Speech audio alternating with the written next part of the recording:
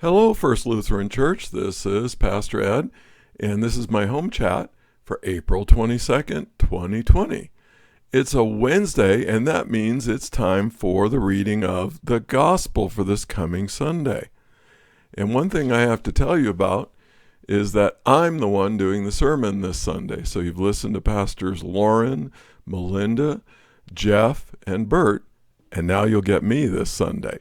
By the way, we are planning on continuing our services through May, as we're not sure how things are going to go. So we just have already worked it out. Each one of us will take a different Sunday. So once every 5 Sundays, you'll get me. So what's our gospel for today? Or for this Sunday, excuse me. It's Luke chapter 24, verses 13 to 35. Let me read it for you, and then we'll talk a minute about it. Now on that same day, when Jesus had appeared to Mary Magdalene, 2 of the disciples were going to a village called Emmaus, about 7 miles from Jerusalem, and talking with each other about all these things that had happened. While they were talking and discussing, Jesus himself came near and went with them, but their eyes were kept from recognizing him.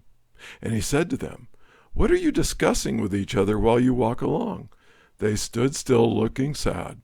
Then one of them, whose name was Cleopas, answered him, Are you the only stranger in Jerusalem who does not know the things that have taken place there in these days? He asked them, "What things?" They replied, "The things about Jesus of Nazareth, who was a prophet, mighty in deed and word before God and all the people, and how our chief priests and leaders handed him over to be condemned to death and crucified him. But we had hoped that he was the one to redeem Israel. Yes, and besides all this, it is now the 3rd day since these things took place. Moreover, some women of our group astounded us. They were at the tomb early this morning, and when they did not find his body there, they came back and told us that they had indeed seen a vision of angels who said he was alive.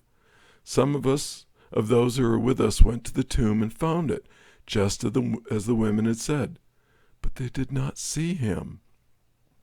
Then he said to them, "Oh, how foolish you are, and how slow of heart to believe all that the prophets had declared.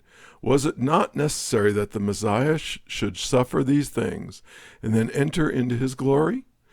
Then, beginning with Moses and all the prophets, he interpreted to them the things about himself in all the scriptures. As they came near the village to which they were going, he walked ahead as if he were going on. But they urged him strongly, saying, "Stay with us, because it is almost evening, and the day is now nearly over." So he went to stay with them.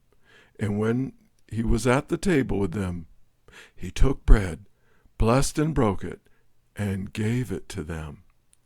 Then their eyes were opened, and they recognized him, but he vanished from their sight.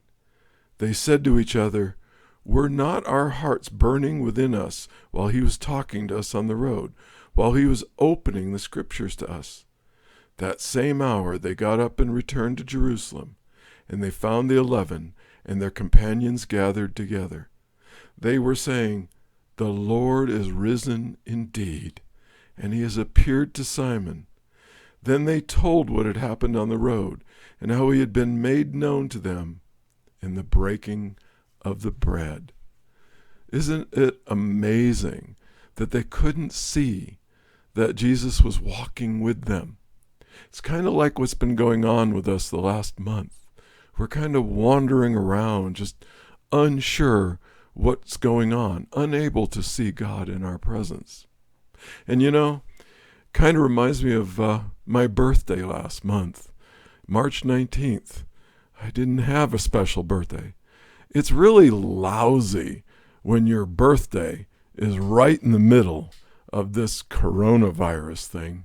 It's really upsetting to not be able to have family over and gather and have gifts and be able to be there and sing to people like Jim Miller, whose birthday is today, and this beautiful little dish of brownies is for you.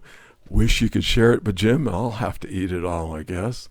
So here's Caroline and I, have a seat, Caroline, to sing on the count of 3.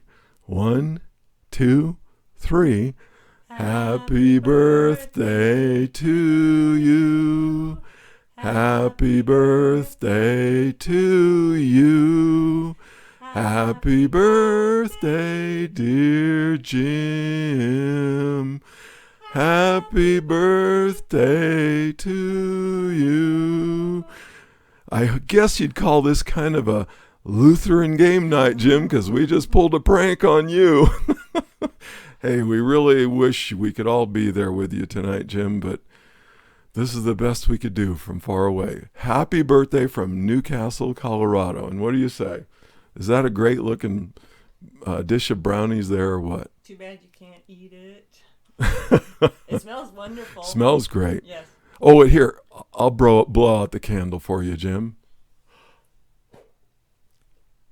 Happy birthday, Jim. Happy birthday. By the way, that was a regular candle. We realized all our kids' birthday candles are long gone, so we couldn't go out to the store and get some. But we do care about you, Jim. God bless you and all the Miller family tonight and everyone at First Lutheran Church. Take care. Bye. Bye-bye.